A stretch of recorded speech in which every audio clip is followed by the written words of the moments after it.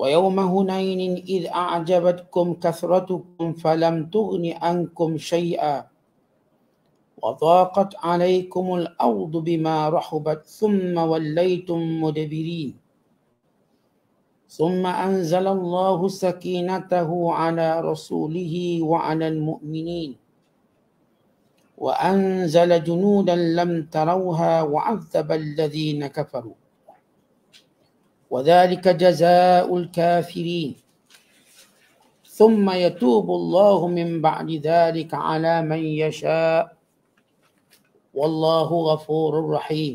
Sadaqallahul azim. Wahai orang-orang yang beriman, janganlah kamu menjadikan bapa-bapa kamu dan saudara-saudara kamu sebagai orang-orang yang didampingi jika mereka memilih kufur dengan meninggalkan iman. Dan sesiapa di antara kamu yang menjadikan mereka orang-orang yang didampingi, maka merekalah orang-orang yang zalim. Katakanlah wahai Muhammad, jika bapa-bapa kamu dan anak-anak kamu dan saudara-saudara kamu dan isteri-isteri atau suami-suami kamu dan kaum keluarga kamu dan harta benda yang kamu usahakan dan perniagaan yang kamu bimbang akan merosot dan rumah-rumah tempat tinggal yang kamu sukai, kesemuanya itu menjadi perkara-perkara yang kamu cintai lebih daripada Allah dan Rasulnya dan daripada berjihad untuk agamanya, maka tunggulah sehingga Allah mendatangkan keputusannya, yakni azab seksanya. Kerana Allah tidak akan memberi petunjuk kepada orang-orang yang fasik, yakni derhaka. Sesungguhnya Allah telah menolong kamu mencapai kemenangan dalam banyak medan-medan perang dan di medan perang Hunain, iaitu semasa kamu merasa megah dengan sebab bilangan kamu yang ramai. Maka bilangan yang ramai itu tidak mendatangkan faedah kepada kamu sedikit pun. Dan semasa kamu merasa bumi yang luas itu menjadi sempit kepada kamu, kemudian kamu berpaling undur melarikan diri. Kemudian Allah menurunkan semangat tenang tenteram kepada Rasulnya dan kepada orang-orang yang beriman. Dan Allah menurunkan tentera yang kamu tidak melihatnya. Serta ia menyeksa orang-orang kafir itu dengan kekalahan yang membawa kehancuran. Dan yang demikian itu ialah balasan bagi orang-orang yang kafir. Kemudian Allah menerima taubat orang-orang yang dikehendaki dengan memberi taufik untuk memeluk Islam, sesudah orang-orang kafir itu ditimpakan dengan azab. Dan ingatlah Allah Maha Pengampun lagi Maha Mengasihani.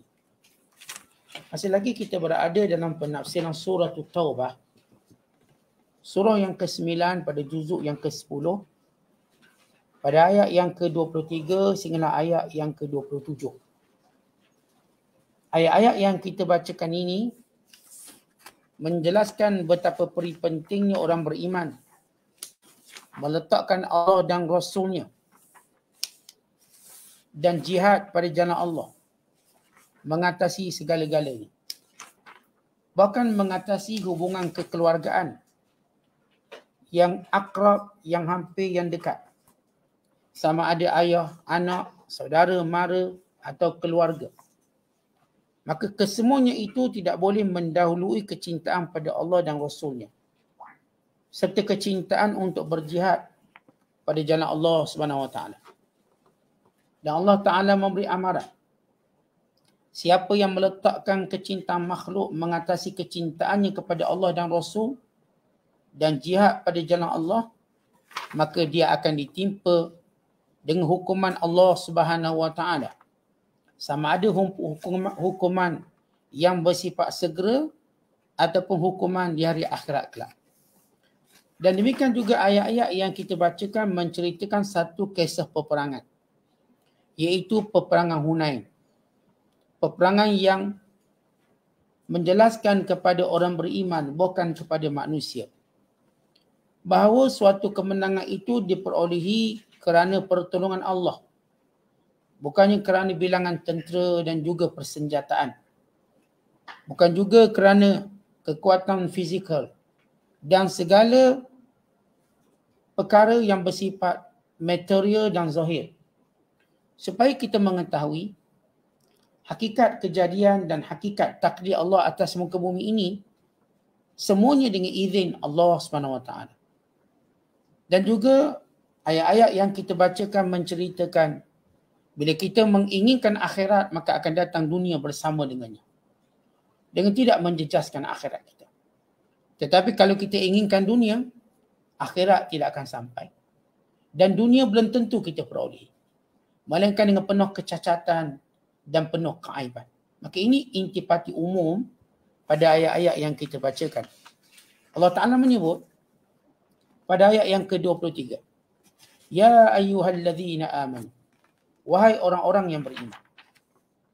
Bila disebut perkataan wahai orang-orang yang beriman, artinya ada satu peringatan, ada satu perintah, ada satu larangan. Supaya orang beriman menjadikan ia agenda penting dalam kehidupan. Bukan ini ada disiplin penting dalam keimanan.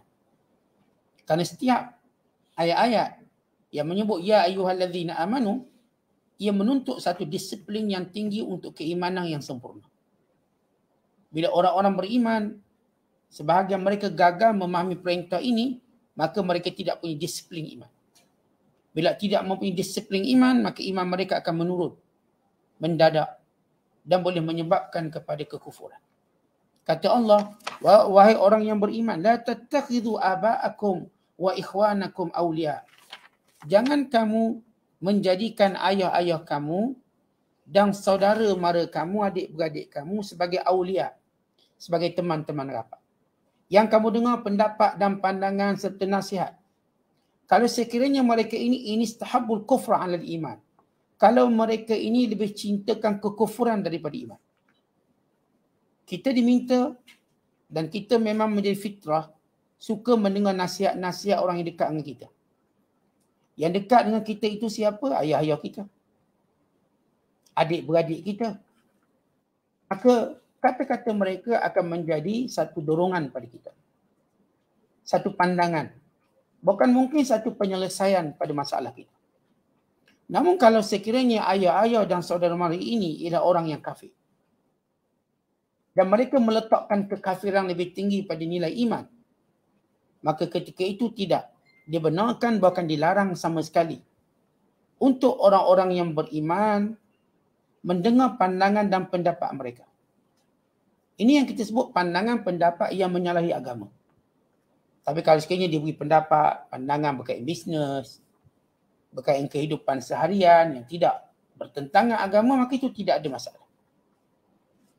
Tetapi dalam perkara-perkara agama, dalam perkara-perkara hukum hakam, halal haram, dosa pahala, Allah yang mensyariatkan dan Nabi SAW menjelaskan, maka ini tidak ada kompromi. Walaupun ada hubung kait kerabat dengan orang-orang yang kita sayangi. Berhubung dengan ayat yang kita bacakan ini, para ulama menyebut sebab turunnya ayat ini. Iaitu ketika mana Allah Ta'ala memerintahkan supaya Nabi SAW berhijrah ke Madinah Al-Munawwarah. Maka Rasulullah SAW menggesa para sahabat supaya meninggalkan Mekah, menuju ke bumi Madinah. Maka ketika itu, orang-orang yang beriman, sebahagian besar mereka menyambut perintah hijrah dengan bersegera berhijrah. Tapi sebahagian mereka, ketika mana hendak berhijrah, mereka terikat dengan keluarga yang masih kafir. Dan juga terikat dengan keluarga yang hampir yang dekat dengan mereka. Lalu keluarga yang dekat ini berkata, Nashadnaka Allah an tad'ana ila ghairi syai'in fanudayya fayarikku fayajlis ma'ahum wa yad'ul hijrata. Mereka berkata, kami memohon kamu dengan nama Allah, jangan tinggalkan kami. Kalau kamu berhijrah, kamu tinggalkan kami, maka kami pasti akan disia-siakan. Maka mereka menjadi lunak hati, lalu mereka meninggalkan hijrah, tidak berhijrah. Maka Allah Ta'ala turunkan ayat ini. Dan riwayat yang lain diceritakan bahawa ayat ini berkait dengan sebahagian orang Islam yang ingin berhijrah, yang ingin mengikuti Nabi SAW, tiba-tiba keluarga mereka, adik-beradik mereka, isteri-isteri mereka berkata, nuqimu ma'ikhwanina wa asyairina wa masakinina. Bila sebahagian mereka berkata, tak baiklah, kita akan duduk bersama dengan saudara kita, keluarga kita dan tempat tinggal kita. Maka Allah Ta'ala pun menjelaskan bahawa tiada kompromi dalam melaksanakan perintah Allah SWT. Secara umumnya, bila Allah menyebut, وَمَنْ يَتَوَلَّهُمْ مِنْكُمْ, siapa yang memilih mereka, فَأُولَٰئِكَ هُمُ الظَّالِمُونَ, mereka lah orang-orang yang zalim. Yang dimaksudkan orang zalim ialah orang yang berdosa. Yang dimaksudkan dengan perkataan zalim di sini ialah orang-orang yang menunggu azab dan hukuman Allah SWT. Kemudian Allah kata, kul, katakanlah wahai Muhammad kepada mereka, in kana aba'ukum, kalaulah sekiranya ayah mereka, atau anak mereka, atau adik-beradik mereka, atau isteri-isteri mereka, atau keluarga mereka, atau harta yang mereka usahakan, atau perniagaan yang mereka takut rugi, atau tempat tinggal yang menjadi kesukaan mereka, lebih mereka cinta pada Allah dan Rasul dan berjihad pada jalan Allah, maka tunggulah azab Allah cepat ataupun lambat. Dan Allah tidak akan memberi petunjuk kepada kaum fasik. Baik, kalau kita sebut tentang sayang, sayang kepada keluarga itu ialah perkara yang bersifat fitrah. Islam tidak melarang cinta secara fitrah. Memanglah namanya anak, sayang ayah. Namanya ayah, sayang anak. Namanya suami, sayang isteri. Namanya isteri, sayang suami. Adik-beradik kita sayang. Maka ini fitrah tidak dihalang oleh Islam. Kalaupun mereka berlainan agama, tidak salah saling menyayangi. Kalau sekiranya anak dia kafir, mak dia Islam, maka tidak salah mereka saling sayang menyayangi. Dan atau sebaliknya, dia ada adik-beradik yang bukan Islam. Apakah salah dia menyayanginya? Dia bersimpati dengannya, tidak salah. Itu fitrah. Tetapi bila kasih sayang yang berkait dengan perintah. Dia ada satu lagi, kasih sayang berkait dengan perintah Allah. Artinya bila Allah turunkan perintah, halal haram, dosa pahala, maka hubungan kekeluargaan tidak boleh mempengaruhi. Kalau sekiranya hubungan kekeluargaan mempengaruhinya, berarti dia telah meletakkan kelompok dan golongan ini mendahului Allah dan Rasul. Maka Allah Ta'ala akan hukum mereka. Kerana itu Allah Ta'ala menjelaskan, wahai orang-orang yang benar-benar beriman dengan Allah dan Rasul, jangan sesekali kamu menjadikan ayah kamu, saudara mara kamu sebagai teman-teman, pembantu-pembantu yang menolong kamu dalam perkara yang bercanggah dengan agama. Termasuk dalam membantu orang kafir untuk menentang umat Islam. Atau membongkarkan rahsia orang Islam. Atau sekiranya mereka melakukan perkara yang bercanggah dengan perintah Allah SWT, maka dilarang sama sekali untuk kamu bercampur dengan mereka. Dilarang di sini memberi maksud haram, bukannya makruh. Kata Ibn Abbas radhiyallahu ta'ala anhu, huwa musyrik mithluhum. Siapa yang membantu, yang menjadikan orang kafir sebagai pembantu dan penolong mereka, khususnya dalam merosak dan menyerang serta kita katakan merendahkan agama, maka dia menjadi kafir seperti mereka. Ini kata Ibn Abbas. Li'annahu radiya bisyirkihim. Kerana dia reda dengan kekafiran kaum keluarganya. Wa rida bil kufri kufrun. Reda dengan kufur, maka dia jadi kufur. Artinya, kalau ada orang Islam yang berkawan dengan orang kafir, dan orang kafir ini menentang Islam, melawan Islam, dan dia ikut-ikut.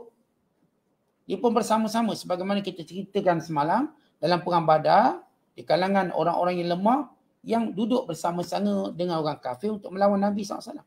Sebab mereka tidak berhijrah. Maka mereka seumpama mereka dia sebut hukum. Dan hampir kepada perbuatan tersebut. Jadi perbuatan kekufuran.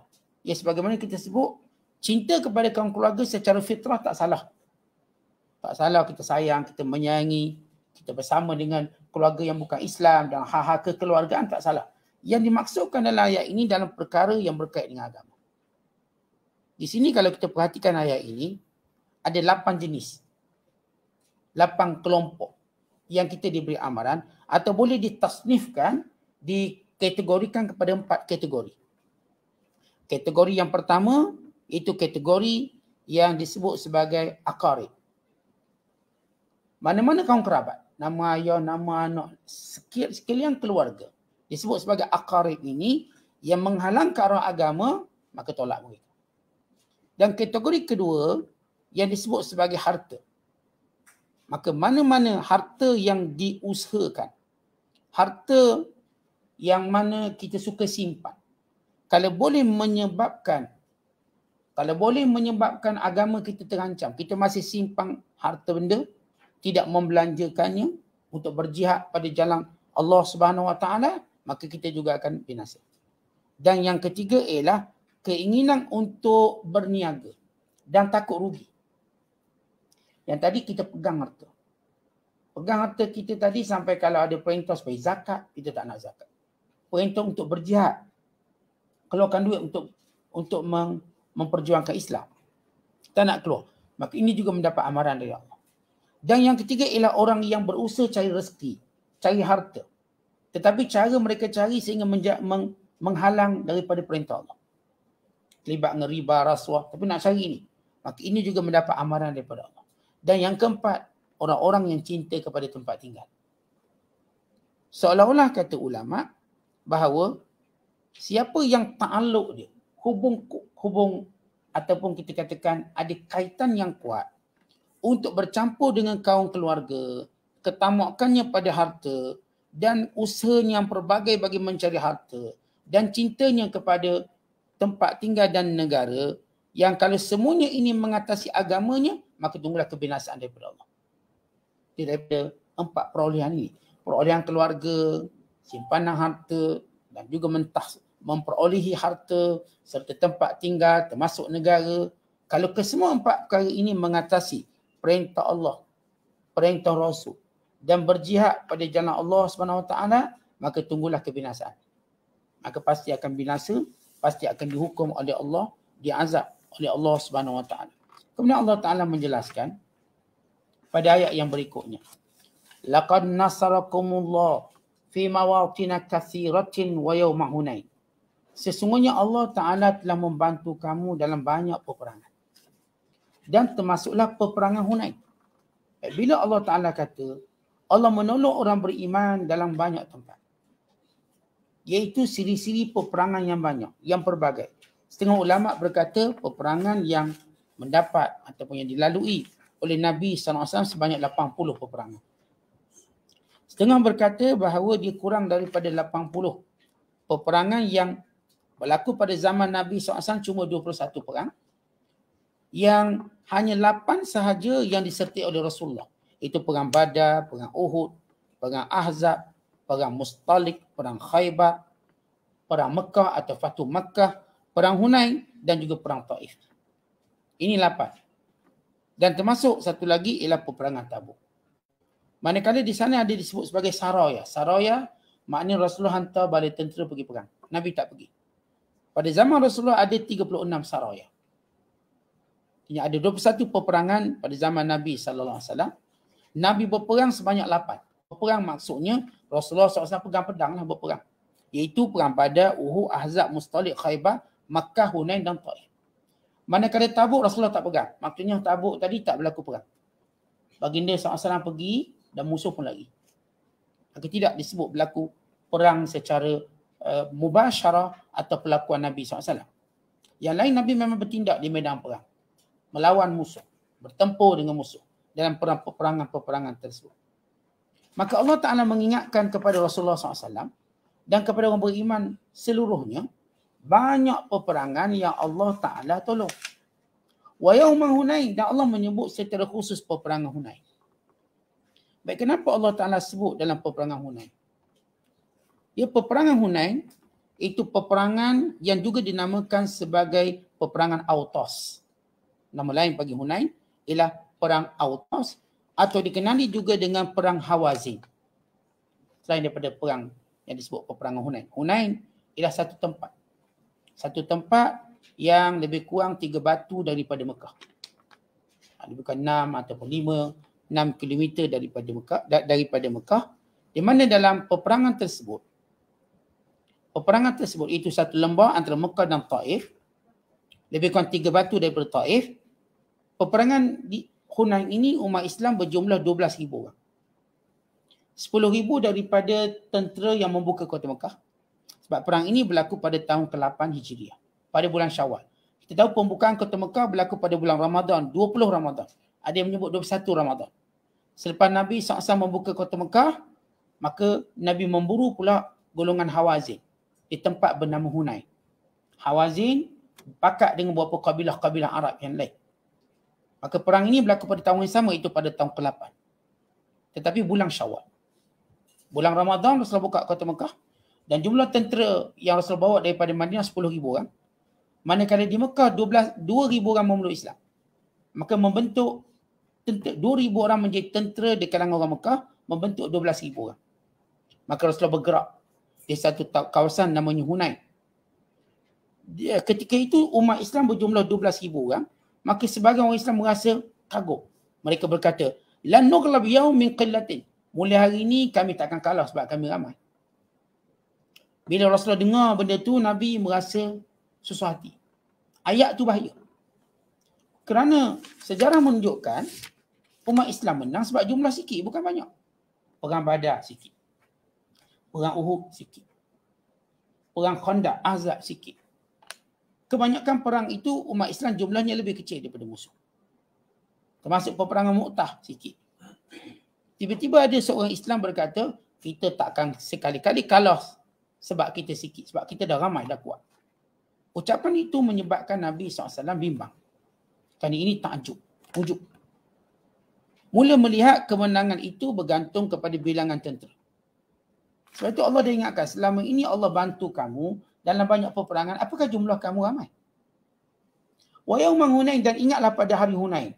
Id a'jabatkum kathratukum. Ketika mana kamu berbangga dengan jumlah kamu yang ramai. Falam tughni ankum syai'a, dan jumlah itu tak beri faedah apa-apa. Wa dhaqat 'alaikumul ard, dan bumi menjadi sempit, artinya kamu kalah pada pusingan pertama.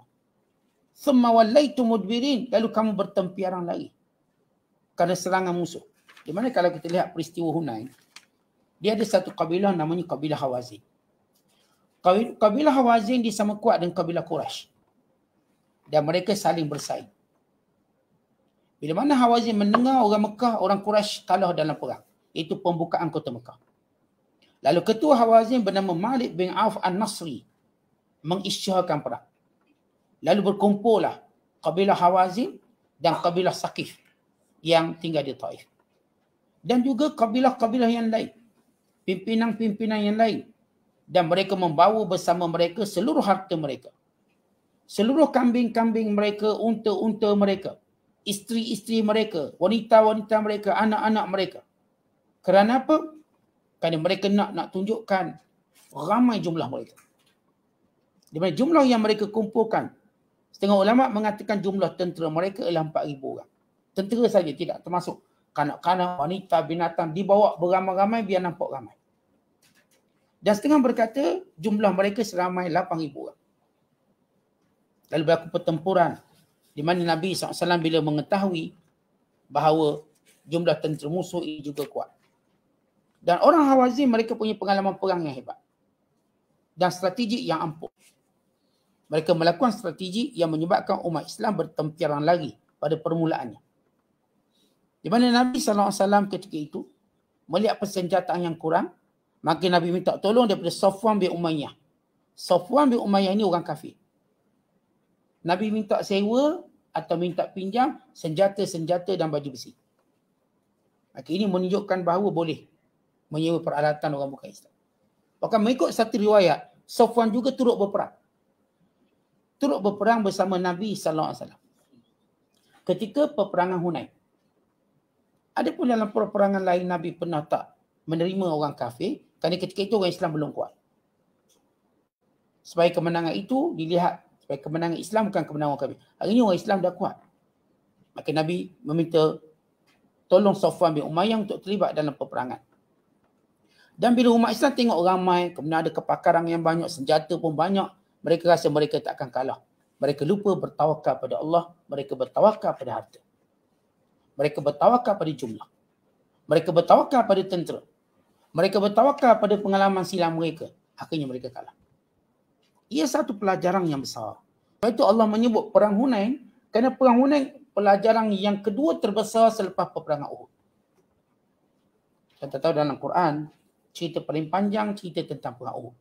Sebab dia ada pengajaran yang berkait dengan orang Islam yang tidak patuh pada ketua. Satu, pengajaran besar yang pernah kita dah sebut beberapa kali. Manakala peperangan Hunain ialah perang yang kedua punya pengajaran yang signifikan, yang besar. Kenapa? Umat Islam lupa bertawakal pada Allah. Dan ini ingatan untuk kita bersama. Ketika kita banyak harta, jawatan tinggi, kita mula bertawakal pada jawatan dan harta. Ketika ilmu kita hebat, kita bertawakal pada ilmu kita. Akhirnya Allah hantar corona, habis kita. Duit habis, ilmu pun hilang. Segala-galanya jadi takut dan bimbang. Semuanya ini supaya kita tahu tawakal kita pada Allah. Tawakal pada Allah itulah punca kemenangan orang beriman. Maka Allah ingatkan. Maka berlaku peperangan di mana musuh ketika itu melakukan suatu serang hendak sehingga menyebabkan sebahagian umat Islam bertempiaran lari. Mengejut serangan tersebut, Nabi ketika itu menaiki kaldai Rasulullah yang dinamakan Syahba. Kaldainya yang bernama Syahba. Di mana Rasulullah sallallahu alaihi wasallam menyuruh Abbas radhiyallahu ta'ala anhu, ialah bapa saudara Nabi yang memeluk Islam, dan dia suara dia kuat. Wa kana sayyitan. Dia ni kalau bercakap boleh dengar sampai 1 kilometer. Sehingga dia ada gulam, hamba yang kerjanya kita katakan jaga kambing. Kalau dia nak susu kambing, dia jerit 1 kilometer dengar. Bawa sini susu. Wa kana sayyitan. Beberapa orang sahabat Rasulullah terkenal suara kuat. Maka Rasulullah dalam perang tersebut, Nabi kata, wahai Abbas, sih bin nas. Tolong jerit, beritahu manusia. Yang ini para sahabat. Panggil semua mereka berkumpul semula. Abbas radhiyallahu ta'ala anhu memanggil, ya ashabas syajarah, ya ashabas samurah, fa'ajabu labbaika. Wahai orang-orang yang berbai'ah di pohon Ridwan atau pokok Ridwan. Ini orang-orang yang pernah berbai'ah dengan Nabi sallallahu alaihi wasallam. Datang kamu ke sini. Maka mereka pun datang berkumpul. Mereka inilah golongan Ansar. Manakala Nabi sallallahu alaihi wasallam pula menjerit, Nabi pula jerit. Tadi Abbas jerit. Nabi kata, ilayya ibadallah. Wahai sekalian hamba Allah, berkumpul di sekeliling aku. Dan ketika itu Nabi kata, ana nabi la kadhib, ana ibnu Abdul Muttalib. Aku ni Nabi, bukan pembohong. Aku keturunan Abdul Muttalib. Ketika mana sebagai orang Islam takut. Sebab bila mereka kena serangan hendak yang mereka tak jangka. Dan serangan tadi berada di sekenal arah mereka. Mereka tak tahu nak lari kat mana, lalu mereka bertempiaran lagi. Mereka tak nampak Nabi SAW. Ada yang lari tu balik ke Mekah. Dia punya mengejut lagi. Sehingga keadaan berkecamuk. Ialah bila berlaku serangan hendak, mana-mana tentera sekalipun, serang hendak menjadikan mereka kelang kabut. Mereka mula lupa ketua mereka siapa. Mereka lupa bagaimana nak susun balik tentera. Maka Nabi SAW menenangkan. Supaya berkumpul dulu sekeliling Rasulullah. Berkumpul. Datang dekat dengan Nabi SAW. Dan ketika itu, para sahabat mula berkumpul di sisi Nabi SAW. Dan jumlah mereka 100 orang. Yang ribu ramai lagi lah. Tak tentu arah. Hanya tinggal 100 orang yang berada sekeliling Nabi SAW. Dan ketika itu Nabi SAW melihat malaikat sedang turun. Melihat. Wa nazalatil malaika alaihim bayat. Malaikat yang memakai pakaian putih. Yang menaiki kuda. Lalu Rasulullah SAW melihat malaikat tersebut. Lalu Nabi mengambil segenggam pasir. Lalu Nabi melontarkan pada tentera musuh sebagaimana Nabi lakukan dalam peperangan Badar. Sebagaimana Nabi lakukan dalam peperangan Badar. Kemudian Nabi berfirman atau berdoa, Allahumma anjis lima wa'atani. Ya Allah, tunaikan janji yang engkau janjikan pada aku. Hancurkan mereka demi Tuhan Kaabah. Lalu keseluruh tentera-tentera Hawazin ini kalah. Jadi umat Islam kembali bergerak pada sah mereka dan kembali menyusun barisan mereka. Kemudian mereka melakukan pukulan maut kepada tentera Hawazin. Di sini Allah Ta'ala menceritakan apa yang berlaku ketika mana berkecamuk bila Allah menyebut summa anzalallahu sakinatahu. Allah turunkan ketenangan. Ala rasulihi wa alal mu'minin. Orang beriman kembali, tenang kembali. Kerana Rasulullah panggil supaya keliling Rasulullah. Dan para sahabat seperti Abbas panggil untuk dekat kembali berkumpul. Yang kedua, wa anzala junudan lam tarwa, turun malaikat. Wa azzaba alladhina kafaru, dan Allah menghukum orang kafir pada hari itu, yakni dikalahkan. Wa dzalika jazaa'ul kafirin.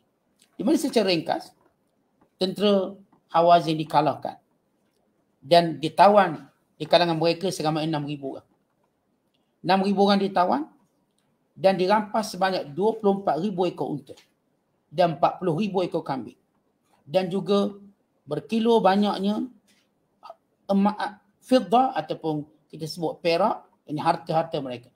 Dan ini merupakan sejarah ghanimah terbesar dalam sejarah peperangan Nabi SAW. Ia 24,000 ekor unta, 40,000 ekor kambing. Dengan emas bertantan dan dengan perak bertantan sampai 6,000 yang ditawan. Bila mana mereka kalah.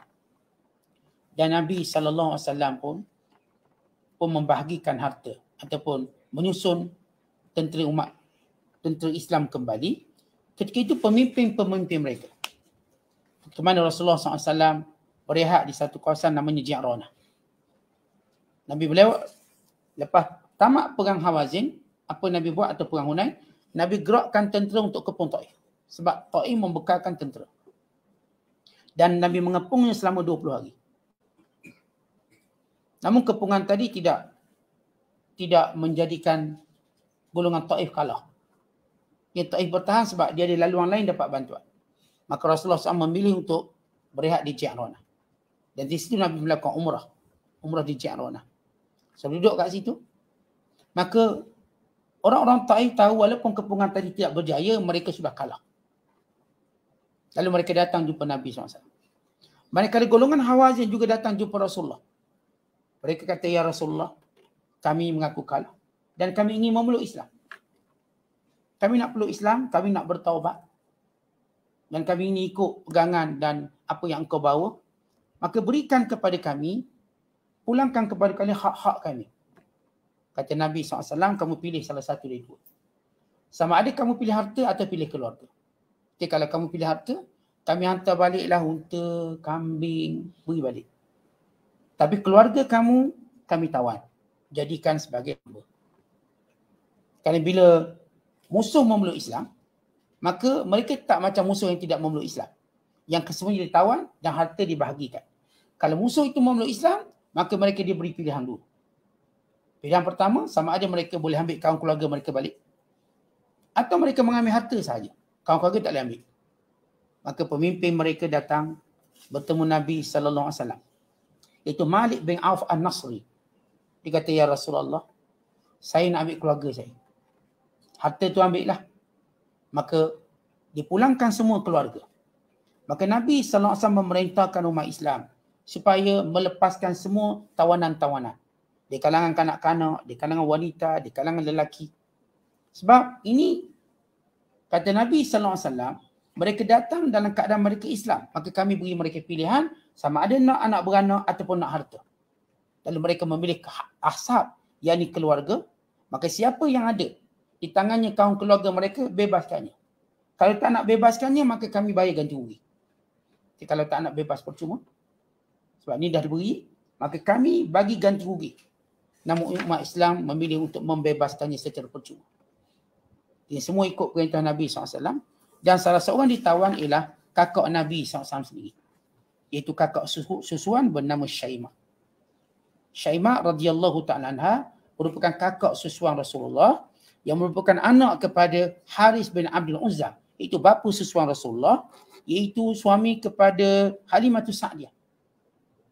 Daripada kabilah Bani Bakar. Halimatus Sa'diyah. Maka keluarga mereka semuanya memeluk Islam. Dan Nabi SAW memberikan harta, rampasan perang juga kepada Halimatus Sa'diyah, kepada Syaimah, itu kalangan orang yang disebut mu'allafah qulubihim ataupun mu'allafah qulubuhum yang baru masuk Islam. Sebagaimana diberikan kepada Auf bin Nasr, diberikan sebanyak harta-harta yang dia ambil. Maka ini di antara natijah peperangan Hunain. Dan dalam peperangan Hunain diceritakan dalam satu hadis yang diriwayatkan oleh Imam Muslim, di mana ada seorang perempuan menjerit-jerit. Menjerit-jerit dalam keadaan dia tidak tenang, lalu berkata, mana anakku, mana anakku. Sebab dia anaknya masih kecil hilang dalam peperangan. Maka dia mencari-cari sehingga dia jumpa. Sebab Rasulullah menyuruh semua dipulangkan keluarga. Maka dalam keadaan yang ramai macam tu, maka ada ibu yang masih lagi tak jumpa anak dia, anak kecil dia. Maka dia mencari-cari anak dia kat mana. Maka Nabi SAW menyuruh para sahabat cari. Akhirnya wanita ini jumpa dengan anaknya, maka diciumnya, dipeluk, didakapnya. Lalu Rasulullah SAW bila melihat keadaan begitu, Nabi kata, wahai sahabatku, apakah kamu rasa bahawa si ibu ini akan mencampakkan anaknya dalam api? Lalu sahabat kata, tidak mungkin dia sayang. Lalu kata Nabi SAW, kenapa? Maka jawab sahabat, sebab mereka sayanglah, dia sayang anak dia. Jawab baginda SAW, Allahu arhamu bikum minha. Allah lebih sayang kepada kamu berbanding wanita itu sayang pada anaknya. Maknanya, tuan-tuan sekalian, kita duk sayang manusia yang bernama anak, yang bernama isteri, yang bernama suami. Allah lebih sayangkan kita. Sebab itu Allah nak beri kita syurga. Supaya jangan kalangan keluarga terdekat kita menghalang kita dapat syurga. Jangan kalangan mereka menyebabkan kita dimurkai oleh Allah. Jangan. Maka ini ingatan. Dan ini menunjukkan bahawa semua peperangan itu ataupun semua kemenangan yang diperoleh oleh orang Islam ialah kerana pertolongan Allah. Supaya orang Islam pegang benda ni selama-lamanya. Kita menang, kita berjaya bukan sebab kita. Pertolongan Allah. Jangan dalam kehidupan kita berlaku peristiwa Hunain. Jangan berlaku. Tuan-tuan, kalaupun kita kaya, kita berkuasa, ingat pergantungan kita kepada Allah. Jangan sampai kita tersilap langkah sehingga kejadian Hunain berlaku dalam hidup kita. Sebab kita tawakal pada kekuatan kita, tawakal pada kesihatan kita, tawakal pada ilmu kita, kita lupa bertawakal pada Allah. Maka kejadian Hunain ini akan berlaku dalam kehidupan manusia yang lupa menyerahkan dirinya kepada Allah. Wallahu a'lam bishawab. Assalamualaikum warahmatullahi wabarakatuh.